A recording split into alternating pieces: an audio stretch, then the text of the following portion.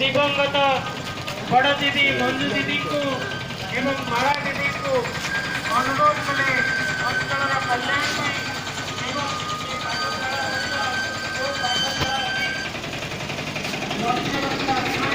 ये नाटक रे आमे समस्ते अनेक घात प्रतिघात दे परमात्मा पिता को संदेश प्रत्येक संतान को निकट रे पहुँचेवा पाई उभय दीदी बलिष्ठ उद्यम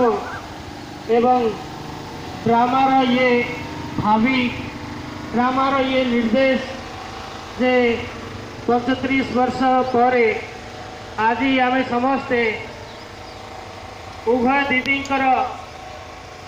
से साकार रचना को संपूर्णता प्राप्त करुथिबार ये उत्सव आज आमर आंबपुआ ग्राम सुख शांति भवन आनुष्ठानिक भावे लोकार्पित होबाकु जाउची। आज आम गहन ब्रह्मपुर सबजोन राजयोगिनी माला दीदी जी साकार रे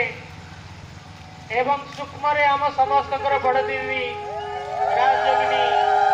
मंजू दीदी जी आम सहित अच्छा। आज आम समस्त आनुष्ठानिक भावे आम अंचल परमात्मा शिव पितांकर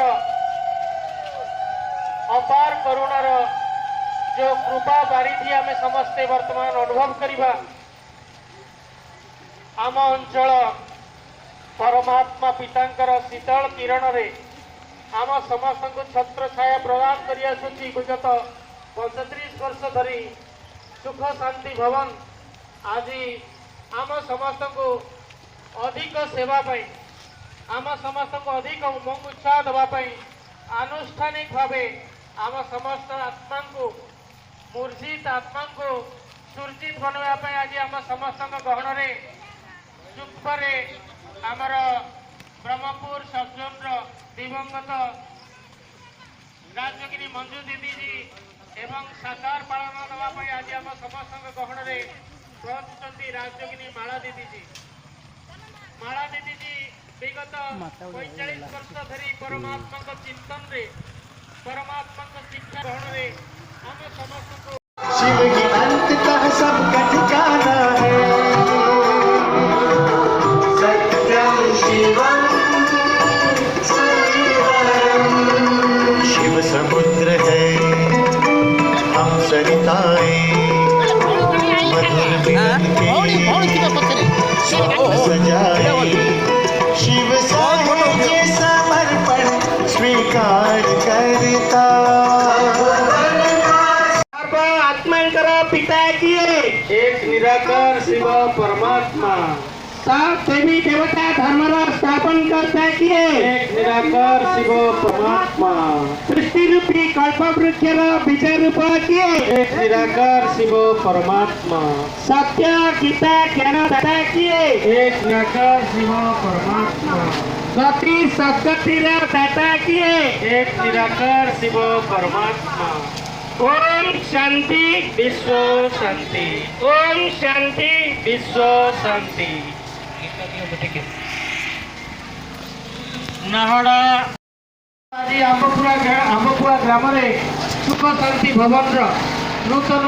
गृह प्रतिष्ठा दिवस रे दीदी उपस्थिति आम समस्त कल्याण आसतु आम समस्ते परमात्मा वरदान में भरपूर हवा दीदी दृष्टि नवा। ओम शांति।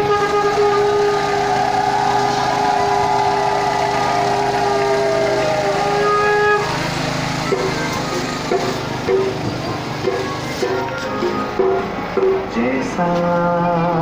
सोचोगे तुम वैसा गार जो मैंने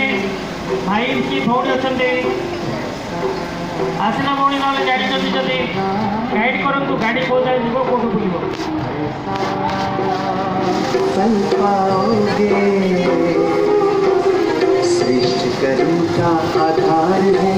खुद का कर लो दर्शन यही जीवन का सार है यही जीवन का सार जैसा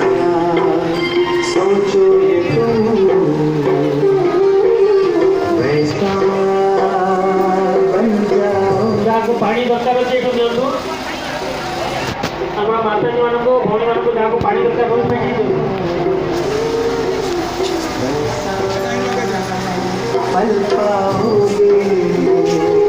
ଏଇଠି କ'ଣ ବନୁଛି ଆଗ ପିଅନ୍ତୁ ତାପରେ ପାଣି ସମସ୍ତଙ୍କୁ ଦିଆଯିବ ଏଇଠୁ ବନୁଛି